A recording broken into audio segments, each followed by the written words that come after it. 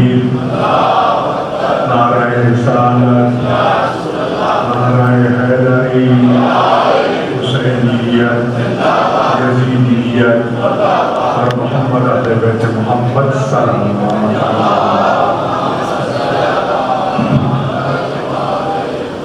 اعوذ باللہ من الشیطان اللعین الرجیم، بسم اللہ الرحمن الرحیم، الحمد للہ رب العالمین والعاقبۃ للمتقین والصلاة والسلام علی خاتم الانبیاء والمرسلین ابی القاسم محمد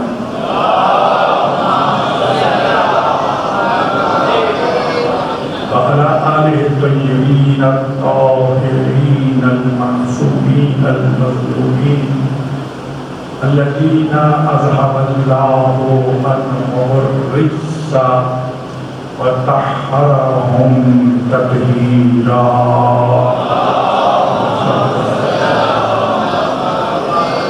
ولعنة الله على أعدائهم أجمعين ملعونين من يوم عذابتهم إلى يوم الدين۔ السلام على الحسين عليه السلام وعلى علي بن الحسين عليه السلام وعلى أولاد الحسين عليه السلام وعلى أصحاب الحسين عليه السلام ورحمة الله وبركاته۔ سب مل کے صلوات پڑھ لیجیے۔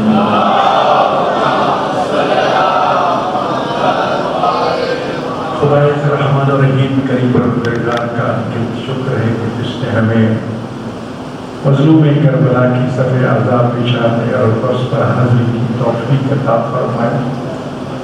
یقیناً زندگی کا ہر لمحہ انسان کو موت کے قریب کر رہا ہے۔ جس طرح سرکار امیر المومنین علیہ السلام نے ارشاد فرمایا نفس المرء مباح الی عدم، انسان کی ایک ایک سانس اس کو موت کے قریب کر دی جا رہی ہے۔ اسی لیے یہ سوچ کے بیٹھا کرو جس طرح امام جعفر صادق علیہ السلام کا فرمان ہے کہ تمہاری سانسوں کی الٹی گنتی شروع ہو چکی ہے، کوئی پتہ نہیں کس لمحہ کہاں پر کس حالت میں تمہیں موت آ جائے۔ لذا ایک تو ہر وقت موت کے لیے تیار رہنا چاہیے۔ پھر اس شخصیت کی آج مصیبت کا تذکرہ اور ذکر کیا جا رہا ہے۔ ابھی شاہ صاحب ان کی عظمتوں کو بیان فرما رہے تھے، جن کا نسب بہت عالی نسب ہے کہ ایک طرف ایران کے شہنشاہ کسریٰ کی بیٹی اور دوسری طرف امام حسن مجتبیٰ علیہ السلام بی بی شاہربانو اور جناب امام حسین علیہ السلام۔ اتنا بعظمت شجرہ، اتنی بعظمت شخصیت، خاندان کے اعتبار سے تو ان کا کائنات میں کوئی بھی متبادل نہیں ہے۔ یہ لمبی باتیں ہیں، بس آپ کا مثلا یہ کسریٰ ایران کی بیٹی مدینہ کیسے پہنچی، شادی کیسے ہوئی، امام زمان علیہ السلام کی والدہ کیسر روم کی پوتی تھی، روم سے بغداد اور بغداد سے سامرہ کیسے پہنچی، یہ وہ راز ہے، وہ اسرار ہیں جو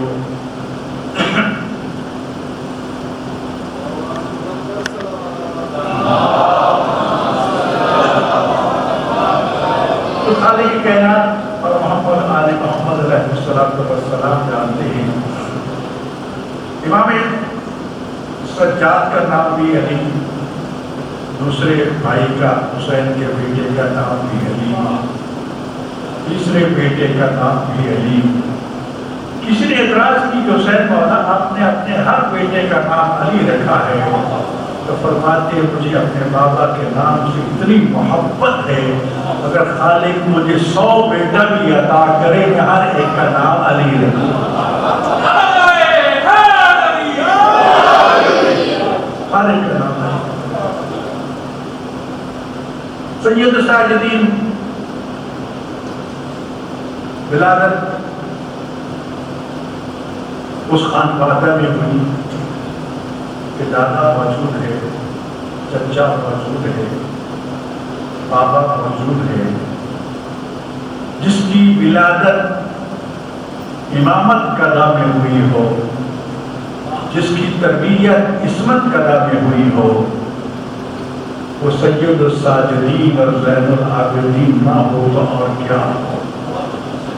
لیکن یاد رکھیے ذرا گرامی، ہر امام سید الساجدین بھی ہے، زین العابدین بھی ہے، عابد بھی ہے، ساجد بھی ہے، لیکن جب جناب سجاد کے سجدوں اور عبادت کے انداز اور حالات و واقعات کو دیکھتے ہیں تو پھر پتہ چلتا ہے کہ مسجد کے مصلی پہ کھڑے ہو کے نماز پڑھ کے عابد و زاہد بننا اور بات ہے، شرابیوں بدماشوں کے مجمع میں ہتھ کڑیاں، پاؤں بھیڑیاں، پاؤں بہنیں بیٹیاں ساتھ، ہر مصیبت ٹل جانے کے بعد سجدے میں جھک جانا اور کہنا شکرا للہ، شکرا للہ، مالک تیری اس انعام پر تیرا شکر ادا کرتا۔ یہی وجہ ہے کہ جب اتنے سجدے کیے تو ہاتھ پہ غیب سے آواز آئی، انت سید الساجدین، انت زین العابدین۔ امام سجاد علیہ السلام کی زندگی میں 2-3 باتیں عرض کرنا چاہتا ہوں۔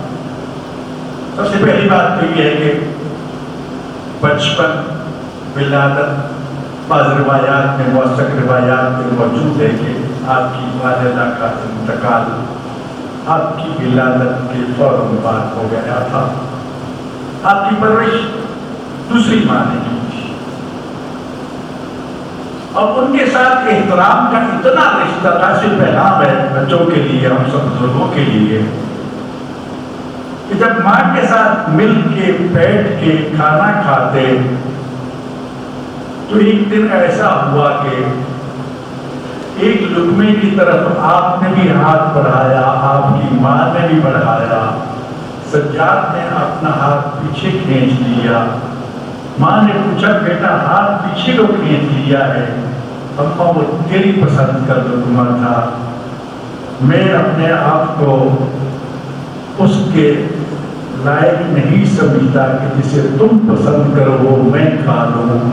لیکن اس کے بعد یہ طے ہوا کہ روٹی کے اوپر، کھانے کے اوپر کور ڈال دیا جاتا تھا تاکہ ہاتھ ڈال کے اٹھایا جائے، تاکہ جو ماں کی پسند ہے ماں لے جائے، جو بیٹے کی پسند ہے بیٹا لے جائے۔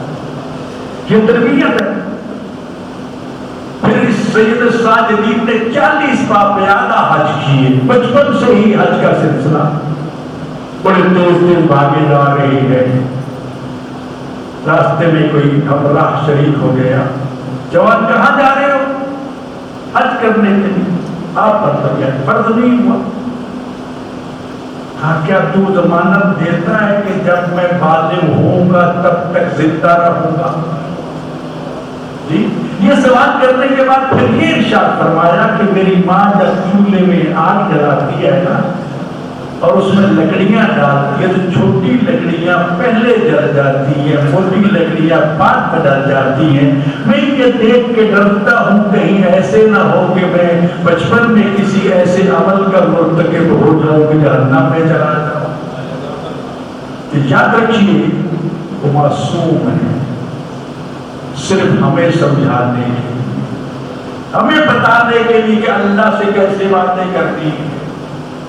جو دعائے موبائل میں گناہ کی قسمیں بیان کی ہیں ہمارے لیے، یہ کرو گے تو یہ بلا نازل ہوگی، یہ گناہ کرو گے تو یہ سختی نازل ہوگی، ورنہ وہ تو معصوم ہے۔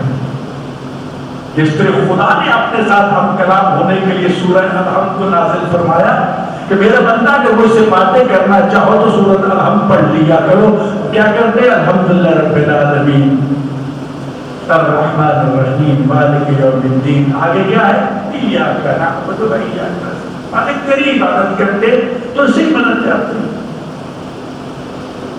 آجوری اہدنا الصراط المستقیم، ہمیں سیدھے راستے پہ مستقیم پر جو محمد و آل محمد علیہ السلام کا راستہ ہے اسے ہمیشہ ہمیشہ کے لیے اس پہ چلنے کی توفیق عطا فرما. اس میں استمرار پایا جاتا ہے، کنٹینیوس. آپ یہ بھی ترجمہ کرتے ہیں کہ سیدھے راستے پر قائم رکھ. ٹھیک ہے، راہ دکھانے والا ترجمہ راہ دکھا، اس پہ شیعہ کا اتفاق نہیں ہے. البتہ دکھاتا رہے یعنی مسلسل، کیونکہ انسان ہے، کہیں بھی غلطی ہو سکتی ہے، کہیں بھی لغزش ہو سکتی ہے. اب نہ ہمیں ہدایت کی ضرورت ہے، لہذا مالک کسی لمحہ بھی ہمیں تنہا نہ چھوڑنا اور ہماری رہنمائی کرتے رہنا. امام سجاد کی دو باتیں عرض کر کے، کمالات و معجزات ہو تو بہت زیادہ، لیکن سوال یہ ہے کہ واقعہ کربلا کے بعد امام نے کیا کچھ کیا. یہ دو تین باتیں ہیں جو میں سب نوجوانوں سے، آپ بزرگوں سے بطور پیغام کی عرض کرنا چاہتا ہوں. ویسے تو مولانا سجاد کا ذکر آتا ہے، ہمارے ذہنوں پہ یہی بات غالب آ جاتی ہے کہ آپ معصوم ہوتے تھے، کریا کرتے تھے، غم میں رہتے تھے ہر وقت. حقیقت ہے، پانی آتا تو کربلا والوں کی پیاس یاد کر کے روتے تو بچہ نظر آتا تھا، اصغر یاد آتا تھا. کوئی جانور ذبح کرتا تو بابا کی شہادت مظلومانہ یاد آ جاتی ہے. لیکن اس کے ساتھ ساتھ وہ محافظ دین بھی تھے. امام کا منصب دین الہی کی حفاظت کرنا، اس کی تبلیغ کرنا ہوتا ہے. اور زمانے کے تقاضے اور دور اس قسم کا ہے وہاں پر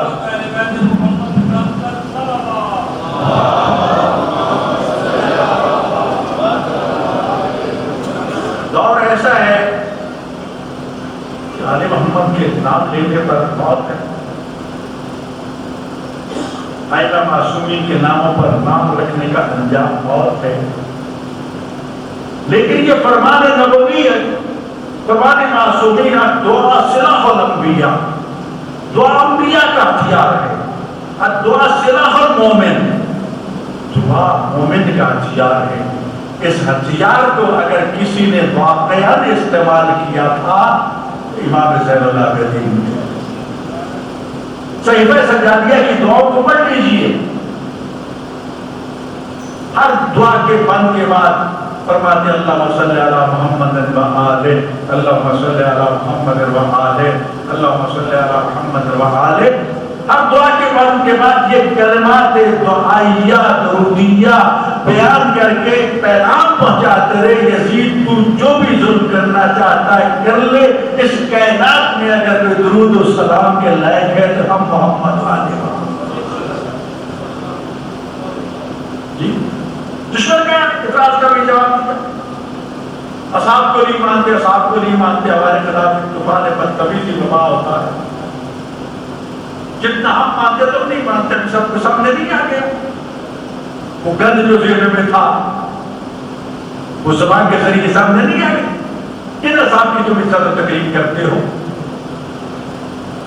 اصحاب نبی صلی اللہ علیہ وآلہ وسلم کی عزت و تکریم کے لیے حضرت امام سجاد علیہ السلام کے صحیفہ سجادیہ کی تیسری دعا ہے، اس میں جو آپ نے اصحاب نبی کے لیے دعا کی ہے اس کو پڑھ کے پھر سوچئے کہ ہمارے ائمہ معصومین نے اصحاب رسول کے بارے میں کیا حکم دیا.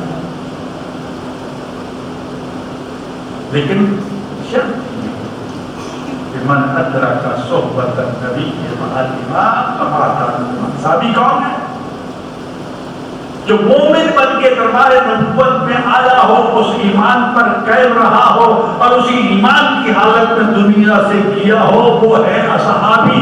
اور قرآن کہتا ہے ثم لم یرتابوا، ایمان لانے کے بعد پھر شک کا مرتکب نہ ہوا ہو تب ہے صحابی. اور اگر کوئی اپنے آپ کو صحابی بھی کہے، بخر بخر کے نعرے لگا کے مبارک بھی پیش کرے اور پھر اس کے بعد یہ بھی کہتے ہوئے نظر آئے کہ حنین کے دن سب کیا تھا حدیبیہ کے دن مجھے شک ہو گیا تھا کہ یہ رسول ہے بھی یا نہیں ہے، اس کے شکے پڑ گئے۔ ایک طرف ان کا یہ نظریہ تھا خدا اسے پتہ مبین کہہ رہا تھا، جی خدا اسے پتہ مبین کہہ رہا تھا۔ ایسا نہیں کرا بھی امام سجاد علیہ السلام نے واقعہ کربلا کے بعد تبلیغ کا دامن میں نہیں چھوڑا، انداز بدلا دعاؤں کی صورت میں۔ حج پہ گئے تو حاجیوں کو تبلیغ،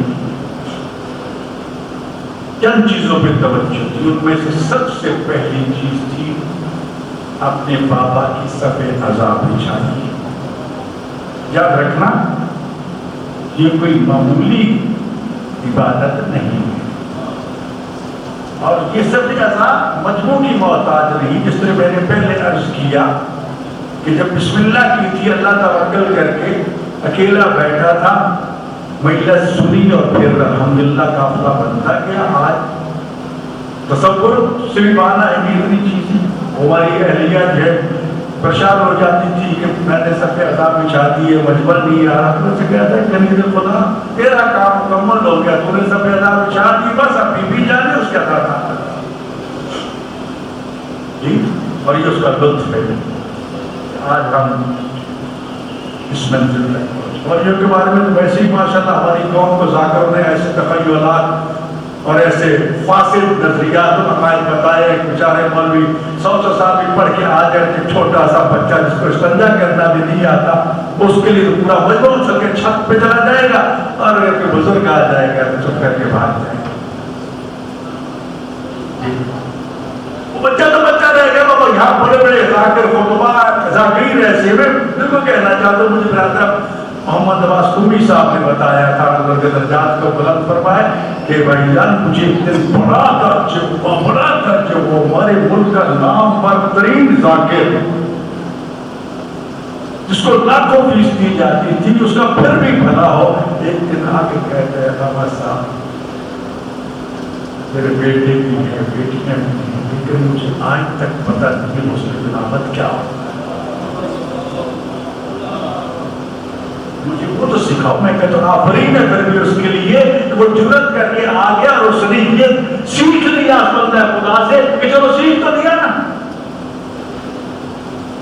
تو یہاں کر کوئی بات کر مولوی بڑا بے حیا ہے جی، طہارت کے مسئلے بتاتا ہے اسٹیج پہ بھی، یہ علم معصومین نے نظافت و نصف الدین کا، طہارت کو پاکیزگی کو، طہارت ہم کس کے خالبانہ عصمت و طہارت کے پیروکار ہیں، آیت تطہیر کن کی شان میں نازل ہوئی ہے، ان کے نوکر ہیں۔ اگر ہمیں طہارت کا پتہ نہیں پھر کس کو ہونا چاہیے؟ المیہ ہے، یہ طوفان ہے، یہ طوفان اس وقت میں پھر میرے سامنے دنیا ہے ساری، میں ساری دنیا کے ممالک کو دیکھتا ہوں، عالمی حالات کو دیکھتا ہوں، اس وقت پھر یہودیت، عیسائیت، دشمن شیعیت بھرپور حملہ آور ہو چکی ہے آپ پر، اور سوشل میڈیا پہ خرافات کی بھرمار ہے، مناظرے یہ چیزیں بدبخت تو صدیاں بیت گئی، تمہارے ماں باپ پہ یہی باتیں کرتے کرتے چلے گئے، تم بھی وہی کے وہی ہو، اور اس کی وجہ ہمیں کوئی پریشانی نہیں ہے، بالکل کوئی پریشانی نہیں۔ جب رسول اللہ نے فرما دیا یا علی لا یحبک الا مؤمن ولا یبغضک الا بعد الزنا الا بعد الحیض الا بعد الحرام، جب رسول نے فرما دیا نہیں تیرے سے کوئی بھی محبت نہیں کرے گا سوائے مومن کے، اور تیرا کوئی دشمن نہیں ہوگا کون ہوگا؟ بعد الزنا ہوگا، بعد الحیض ہوگا، بعد الحرام ہوگا۔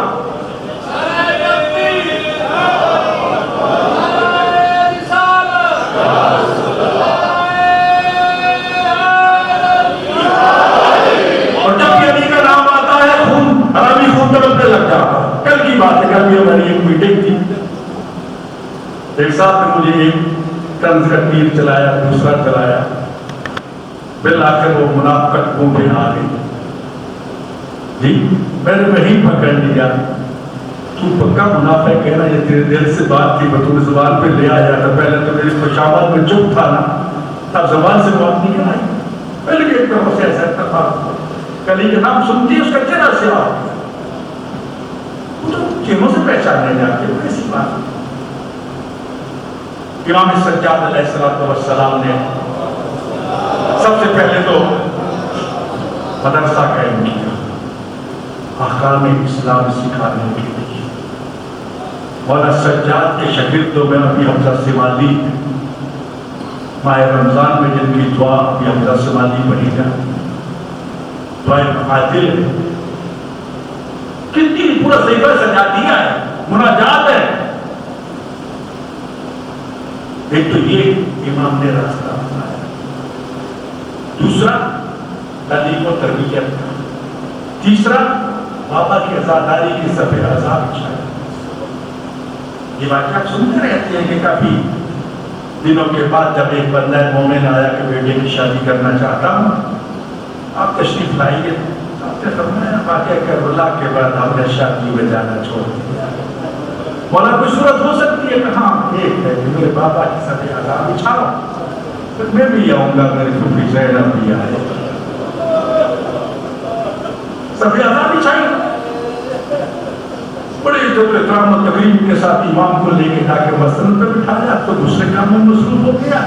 تھوڑی دیر کے بعد جب دیکھا کہ امام مسجد میں تشریف فرما کی ہے, ادھر ادھر دیکھا, دیکھتے کہ جہاں عزاداروں کے جوتے ہیں وہاں سجاد کھڑے ہو کے اپنے بابا کے عزاداروں کا استقبال کر. اس لیے میرے بھائیوں, سب سے پہلے میں اپنے آپ کو نصیحت کرتا ہوں, مجلس کے آداب سیکھو. کہنے کے تو ڈاکٹر خطیب سارے کہتے بیویاں تشریف لاتی ہیں مجلس میں. عزمہ سید عبدالقاسم کوئی سے پوچھا گیا, انہوں نے اس کی نفی نہیں کی. بیویاں بھی موجود ہوں اور پھر ہماری حرکات ایسی ہوں.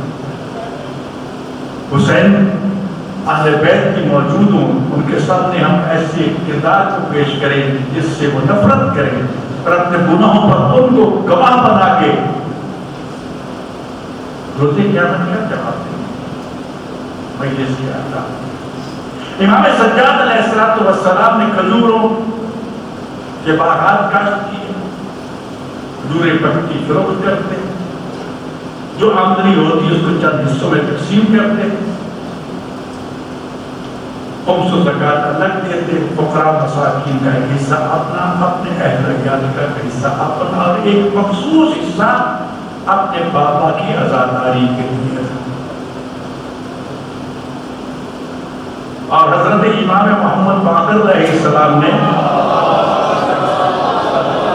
میں نے ویسے یہ روایت امام جعفر صادق علیہ السلام کے حوالے سے پڑھی سنی تھی, لیکن دوستوں نے بتایا کہ نہیں, حضرت امام باقر علیہ السلام کی کوئی فرق نہیں کسی بھی امام سے ہو, کہ امام سجاد نے اپنے کچھ باغات وقف کر رکھے تھے اور وصیت فرمائی تھی جناب باقر آل محمد کو کہ بیٹا جب بھی مینا میں جاؤ حج کے موقع پہ اپنے دادا کی صفحے عذاب بچھانا.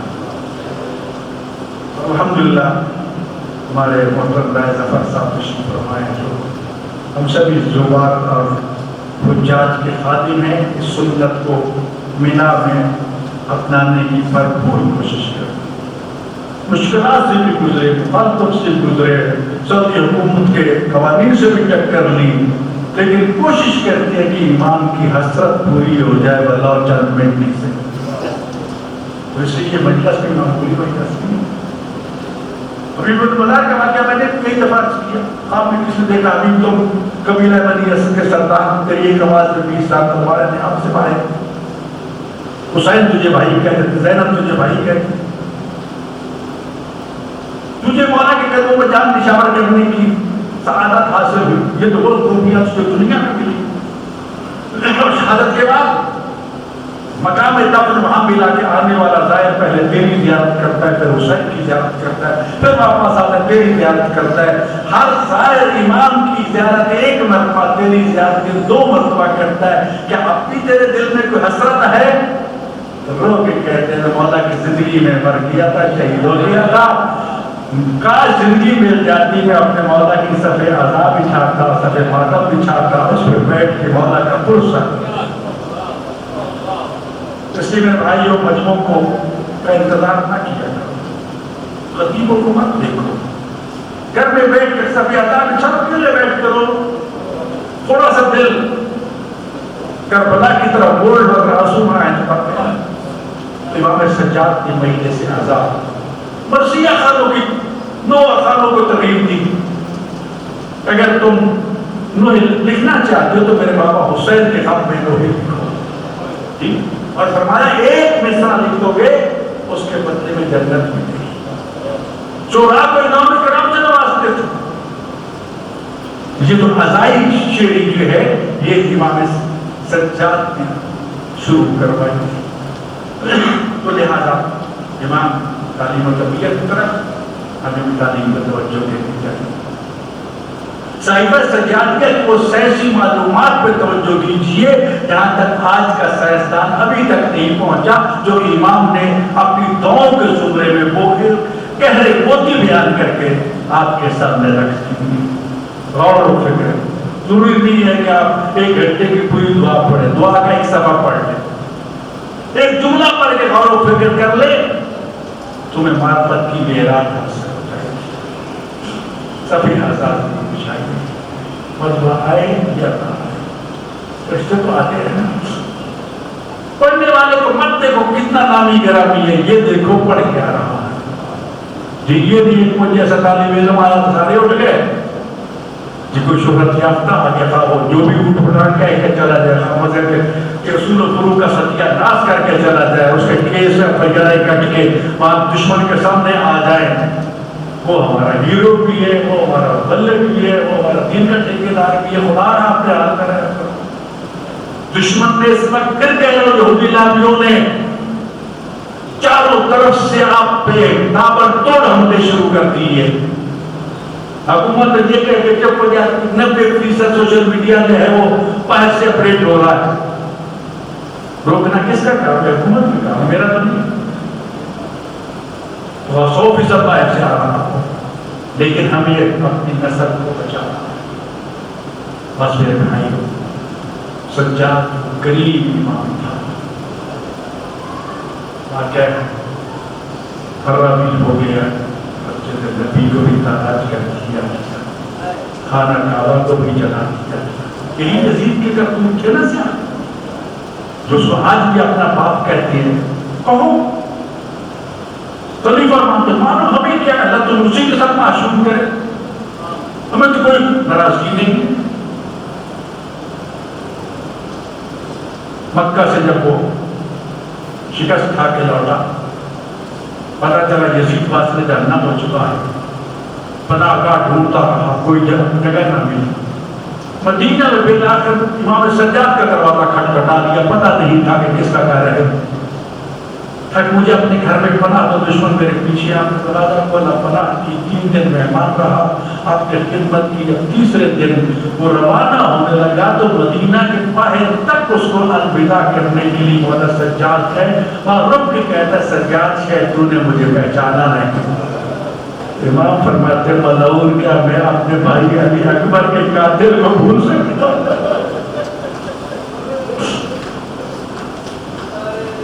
تو نے انتقام کیوں نہیں لیا؟ تو میرا مہمان تھا, وہ ہم تیرے مہمان تھے, تجھ بھی اور ہم نے یہی فرق کر مہمانوں کو قتل نہیں کرتے. سجاد کی سب سے بڑی مظلومیت ایام بیان کریں گے انشاءاللہ. مجھے خطبات کی تعلیمات بس ایک ہی جملہ کہنا چاہتا ہوں. حسین کا سر لوگ کے نیزہ پہ کوفہ کے بازاروں میں بھی تلاوت کرتا رہا, شام کے بازاروں میں بھی تلاوت کرتا رہا. جس وقت بغیرتوں کا ہجوم بڑھا تو بی بی نے خاص طور پر کہا بھیا تم قرآن کی تلاوت کرو, لوگ تیری طرف متوجہ ہو جائیں گے, میرا پردہ بچ جائے. لوگ کے نیزہ پہ سورۃ کہف کی تلاوت شروع کر دی. لوگ متوجہ ہوئے. جناب زینب کے کریز کی خادمہ کچھ لینے کے بازار میں آئی, لوگ کے نیزہ پہ قرآن پڑھتے ہوئے قاری قرآن کو دیکھا, بےتابی سے دوڑتی ہوئی گھر گئی. وہ تو کہا کرتی تھی جیسے میرے سردار قاری قرآن جیسا کوئی بھی نہیں ہے, میں ایک ایسا قاری دیکھ کے آئی ہوں, اس کا خدا جانے کہاں ہے, لیکن روزہ پہ اس کا سب تلاوت کرتا ہوا نظر آ رہا ہے. کیسے ہو سکتا ہے؟ حسین نے اپنے نانا کے فرمان کو سچا کر کے دکھایا تھا. 2 چیزیں چھوڑ کے جا رہا ہے، بیت اور عطرت اور قرآن. ان دونوں کے درمیان تم جدائی پیدا نہیں کر سکتے. ہمارے گلے کٹ سکتے ہیں، گردن نکال سکتی ہے، لیکن قرآن ہم سے جدا نہیں ہوتا، ہم قرآن سے جدا نہیں. جلدی سے چادر اڑ کے آگے دیکھا بیعتوں کا ہجوم ہے. ایک ساتھ روکنے سے تلاوت کر رہا ہے، سوچ کے کہتی کہ آواز تو سنائی لگتی ہے، خدا نہ کہے یہ تیرے والا حسین کی آواز پر ہے. کس سے پوچھوں گا؟ اس کہتے نا عورت سے پوچھتا. سلام کی جماعت ذاکرین معزین کہتے بی نے کہا پھر سلام کرو، پھر سلام کرو. کہا ہو سکتا ہے سلاموں کی بات رسی ہوئی تو میرے سلام کرنے والے سارے ذبح کر دیے تھے. کچھ کھجورے صدقے کے نہیں کہا، صدقہ پر حرام ہے. پوچھتی گئی یہ کہا کہ جب تجھے قیدی بنایا گیا تھا تو پھر آقا مولا حسین کے پاس چلی جاتی، میری سے مالش کر دیتی، وہ نہیں. مولا عباس کے پاس چلی جاتی ہے، وہ بھی نہیں. سجاد کے پاس چلے جاتے، وہ بھی نہیں تھے. اکبر آخر میں کہتی ہے میری آقا ذاتی کے پاس چلی جاتی تو اس نے بہت قیدی چھڑائے تھے، وہ بھی تیری ضمانت دے دیتی. کہتی ہے تیری آقا ذاتی کا نام کیا ہے؟ خبردار کہہ دینا رہا بازار کے نجس ماحول میں میں اپنی آقا ذاتی کا نام لوں.